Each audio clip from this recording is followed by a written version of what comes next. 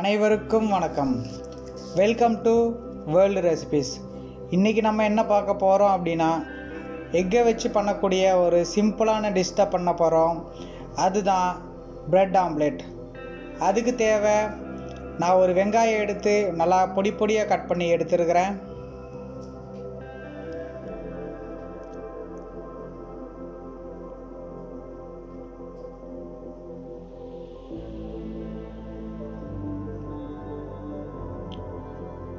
அதுக்கப்புறம் ஒரு கொத்து கொத்தமல்லி தழை நல்லா பொடி பொடியாக எடுத்து கட் பண்ணி எடுத்துக்கிறேன். அப்புறம் ஒரு 4 பச்சை மிளகாயை நல்லா பொடி பொடியாக கட் பண்ணி எடுத்து வச்சுக்கிறேன்.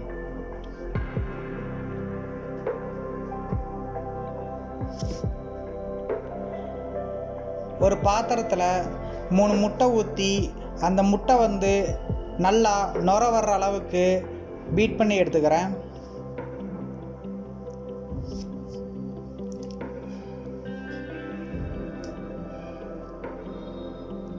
அந்த 3 முட்டையும் நல்லா நுர வர்ற அளவுக்கு பீட் பண்ணிவிட்டு, அதுக்கப்புறம் அந்த முட்டையில் கட் பண்ணி வச்சுருக்கிற வெங்காயம், பச்சை மிளகா, கொத்தமல்லி தழை, ஒரு 3 சிட்டிகை உப்பு, இந்த 3 சேர்த்து நல்லா கலக்கி எடுத்துக்கிறேன்.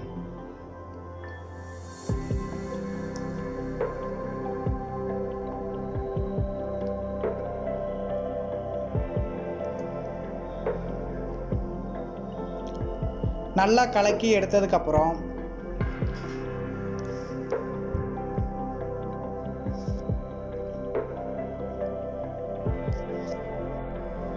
தோசைக்கல் அடுப்பில் வச்சுட்டு, தோசைக்கல் ஹீட் ஆன உடனே ஆயில் ஊற்றிட்டு, நம்ம கலக்கி வச்சுருக்கிற முட்டையை ஒரு 2லிருந்து 3 கரண்டி அளவுக்கு ஊற்றி நல்லா ஓரளவுக்கு பெரிய ஆம்லேட்டாக பண்ணிவிட்டு, அதுக்கு மேலே நம்ம எடுத்துருக்கிற ப்ரெட்டை வச்சிடலாம்.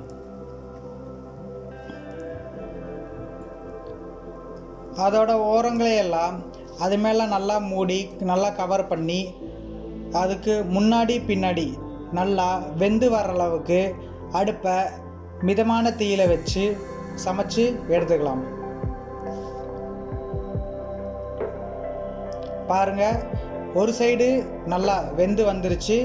இப்போது அடுத்த பக்கம் திருப்பி விட்டுக்கலாம். அடுத்த பக்கம் திருப்பி, அடுத்த பக்கம் நல்லா வெந்து வர்ற அளவுக்கு நம்ம எடுத்து வச்சுக்கலாம். இப்போது முன்னாடி பின்னாடி நல்லா வெந்து வந்துருச்சு. அவ்வளோதாங்க, மார்னிங் டைமில் செய்யக்கூடிய ஒரு சிம்பிளான ஒரு பிரேக்ஃபாஸ்ட்டுங்கிறது கூட, ஈஸியாங்கிறது கூட ரெடி பண்ணிட்டோம்.